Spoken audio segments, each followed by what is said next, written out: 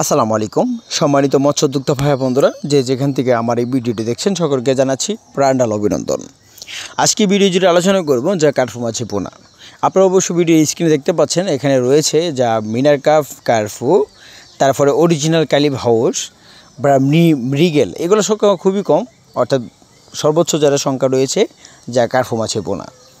কার্পু মাছের ভিতরে যেটা আউট ছাড়া অর্থাৎ শরীরে কিনা আইসটা থাকবে না সেটা বলি থাকি আমরা মিনার কাপ মাছের পোনা।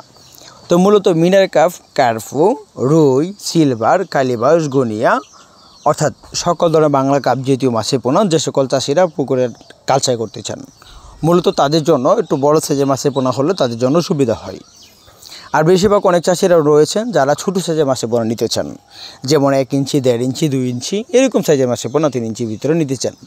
আর আরেক ধরনের চাষি হলো যারা পুকুরে কালচার করবেন, সরাসরি পুকুরে 5 থেকে 6 মাসের মাছের পোনাগুলো বিক্রি করতে চান, তাদের জন্য দেখা যাচ্ছে কেজিতে 20টা হতে 25টা পিস বা 100 থেকে 150 পিস এই সাইজের মাছের পোনা অনেক, অর্থাৎ সব জাতের মাছ ভ্যারাইটিস মিলিয়ে পুকুরে একটা চাষি নার্সিং কালচার করে থাকে।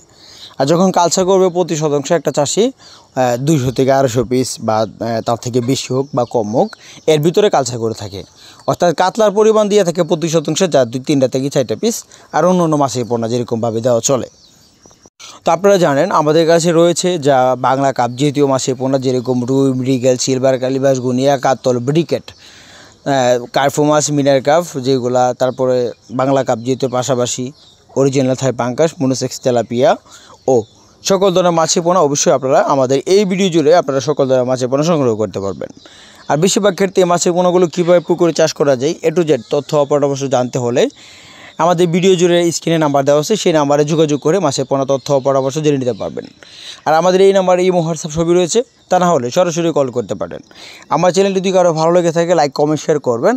এরকম নিত্য নতুন ভিডিও পেতে আমাদের চ্যানেলে পাশে থাকবেন। তো দেখো অন্য একটি ভিডিওতে, সে পর্যন্ত ভালো থাকেন। খুদা হাফেজ, আসসালামু আলাইকুম।